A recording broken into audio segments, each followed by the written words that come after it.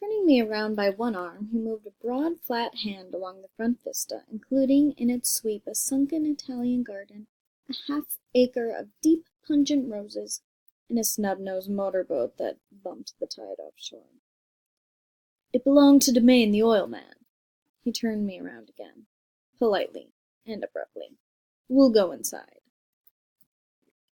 We walked through a high hallway into a bright rosy-colored space, fragilely bound into the house by French windows at either end. The windows were ajar and gleaming white against the fresh grass outside that seemed to grow a little way into the house. A breeze blew through the room, blew curtains in at one end and out the other like pale flags, twisting them up toward the frosted wedding cake of the ceiling, and then rippled over the wine-colored rug, making a shadow on it as wind does on the sea. The only completely stationary object in the room was an enormous couch on which two young women were buoyed up as though upon an anchored balloon. They were both in white, and their blouses and their dresses were rippling and fluttering as if they had just been blown back in after a short flight around the house. I must have stood for a few moments listening to the whip and snap of the curtains and the groan of a picture on the wall. Then there was a boom as Tom Buchanan shut the rear windows, and the caught wind died out about the room, and the curtains and the rugs and the two young women ballooned slowly to the floor. The younger of the two was a stranger to me. She was extended full length at her end of the divan, completely motionless, and with her chin raised a little as if she were balancing something on it and which was quite likely to fall. If she saw me out of the corner of her eye, she gave no hint of it. Indeed, I was almost surprised into murmuring an apology for having disturbed her by coming in. The other girl, Daisy, made an attempt to rise. She leaned slightly forward with a conscientious expression. Then she laughed, an absurd, charming little laugh.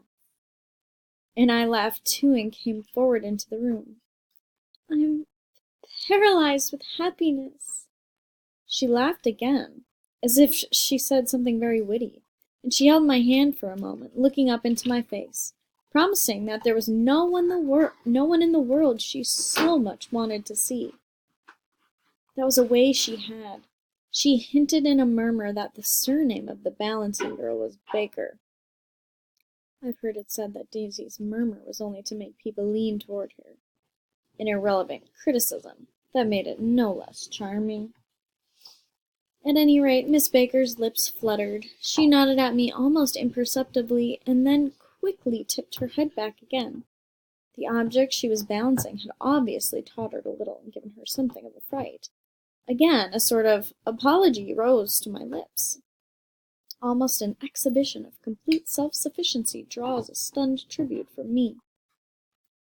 I looked back at my cousin, who began to ask me questions in her low, thrilling voice. It was the kind of voice that the ear follows up and down, as if each speech is an arrangement of notes that will never be played again. Her face was sad and lovely, with bright things in it, bright eyes and a bright, passionate mouth. But there was an excitement in her voice that men who had cared for her found difficult to forget. A singing compulsion whispered, "Listen." A promise that she had done gay, exciting things just a while since, and that there were gay, exciting things hovering in the next hour. I told her how I had stopped off in Chicago for a day on my way east, and how a dozen people had sent their love through me. "Do they miss me?" she cried ecstatically. "The whole town is desolate. All the cars have left, the rear wheel painted black as a mourning wreath, and there's a persistent wail all night along the North Shore. How gorgeous! Let's go back, Tom, tomorrow." Then she added irreverently, "You ought to see the baby." "I'd like to." "She's asleep. She's 2 years old. Haven't you ever seen her?" "Never." "You ought to see her. She's—" Tom Buchanan, who had been hovering restlessly about the room, stopped and rested his hand on my shoulder. "What you doing, Nick?" "I'm a bondman." "Who with?" I told him. "Never heard of them." he remarked decisively. This annoyed me. You will, I answered shortly. You will if you stay in the East. Oh, I'll stay in the East, don't you worry, he said, glancing at Daisy and then back at me, as if he were alert for something more. I'd be a goddamn fool to live anywhere else. At this point, Miss Baker said, Absolutely, with such suddenness that I started. It was the first word she uttered since I came into the room. Evidently, it surprised her as much as it did me, for she yawned, and with a series of rapid, deft movements, stood up into the room. I'm stiff, she complained. I've been lying on that sofa for as long as I can remember. Don't look at me, Daisy retorted. I've been trying to get you to New York all afternoon. No thanks, said Miss Baker to the 4 cocktails just in from the pantry. I'm absolutely in training.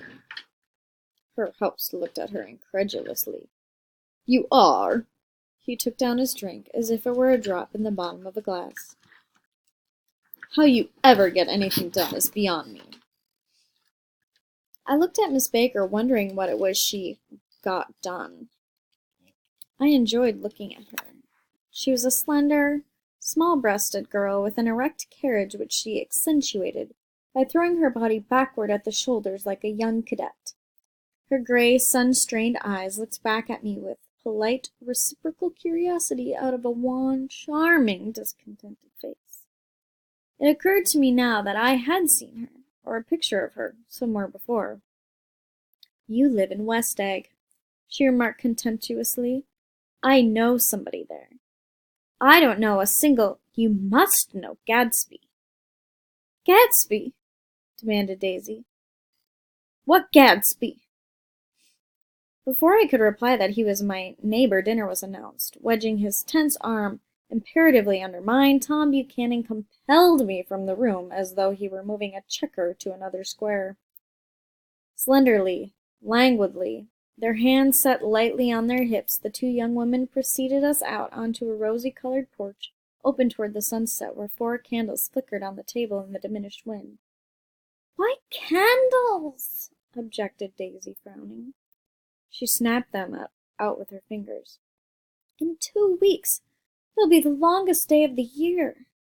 She looked at us all radiantly.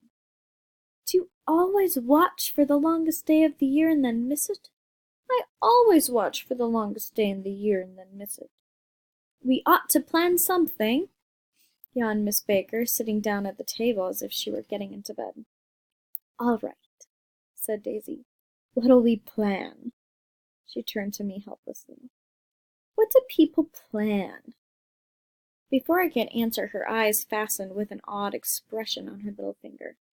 Look, she complained. I heard it. We all looked. The knuckle was black and blue. You did it, Tom, she said accusingly. I know you didn't mean to, but you did do it. That's what I get for marrying a brute of a man, a great, big, hulking, physical specimen of a— I hate that word, hulking, objected Tom crossly, even in kidding. Hulking, insisted Daisy. Sometimes she and Miss Baker talked at once, unobtrusively, and with a bantering inconsequence that was never quite chatter. It was as cool as their white dresses and their impersonal eyes in the absence of all desire. They were here, and they accepted Tom and me, making only a polite, pleasant effort to entertain or to be entertained. They knew that presently dinner would be over, and a little later the evening too would be over and casually put away. It was sharply different from the West, where an evening was hurried from phase to phase toward its close, in a continually disappointed anticipation, or else in sheer nervous dread of the moment itself. You make me feel uncivilized, Daisy, I confessed on my second glass of corky but rather impressive claret. Can't you talk about crops or something? I meant nothing in particular by this remark, but it was taken up in an unexpected way. Civilization's going to pieces, broke out Tom violently. I've gotten to be a terrible pessimist about things. Have you read The Rise of the Colored Empires by this man Goddard? Why, no, I answered, rather surprised by his tone. Well, it's a fine book, and everybody ought to read it. The idea is, if we don't look out, the white race will be utterly submerged. It's all scientific stuff. It's been proved. Tom's getting very profound, said Daisy with an expression of unthoughtful sadness. He reads deep books with long words in them.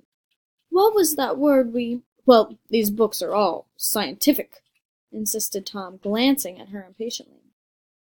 This fellow has worked out the whole thing. It's up to us who are the dominant race to watch out, or these other races will have control of things. We've got to beat them down, whispered Daisy, winking ferociously toward the fervent sun. You ought to live in California, began Miss Baker, but Tom interrupted her by shifting heavily in his chair. This idea is that we're Nordics. I am, and you are, and you are, and... After an infinitesimal hesitation, he included Daisy with a slight nod, and she winked at me again. And we produced all the things that go to make civilization.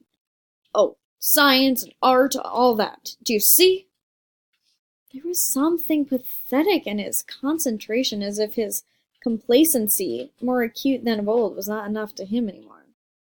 When almost immediately the telephone rang inside, and the butler left the porch, Daisy seized upon the momentary interruption and leaned toward me. I'll tell you a family secret, she whispered enthusiastically. It's about the butler's nose. Do you want to hear about the butler's nose? That's why I came over tonight. Well, he wasn't always butler. He used to be the silver polisher for some people in New York that had a silver service for 200 people. He had to polish it from morning till night, until finally it began to affect his nose. Things went from bad to worse, suggested Miss Baker. Yes, things went from bad to worse, until finally he had to give up his position. For a moment, the last sunshine fell with romantic affection upon her glowing face. Her voice compelled me forward breathlessly as I listened. Then the glow faded, each light deserting her with a lingering regret, like children leaving a pleasant street at dark. The butler came back and murmured something close to Tom's ear, whereupon Tom frowned, pushed back his chair, and without a word went inside. As if his absence quickened something within her, Daisy leaned forward again, her voice glowing and singing. I love to see you at my table, Nick. You remind me of a rose, an absolute rose, doesn't he? She turned to Miss Baker for confirmation. An absolute rose? This was untrue. I am not even faintly like a rose. She was only extemporizing, but a stirring warmth flowed from her, as if her heart was trying to come out to you, concealed in one of those breathless, thrilling words. Then suddenly she threw a napkin on the table and excused herself and went into the house. Miss Baker and I exchanged a short glance, consciously devoid of meaning. I was about to speak, when she sat up alertly and said, "Shh!" in a warning voice. A subdued, impassioned murmur was audible in the room beyond, and Miss Baker leaned forward, unashamed, trying to hear. The murmur trembled on the verge of coherence, sank down, mounted excitedly, and then ceased altogether. This Mr. Gatsby you spoke of is my neighbor, I said. Don't talk. I want to hear what happens. Is something happening? I inquired innocently. You mean you don't know? Said Miss Baker, honestly surprised. I thought everybody knew. I don't. Why? She said hesitantly. Tom's got some woman in New York. Got some woman? I repeated blankly. Miss Baker nodded. She might have the decency not to telephone him at dinner time, don't you think? Almost before I had grasped her meaning, there was a flutter of a dress and the crunch of leather boots, and Tom and Daisy were back at the table. It couldn't be helped, cried Daisy with tense gaiety.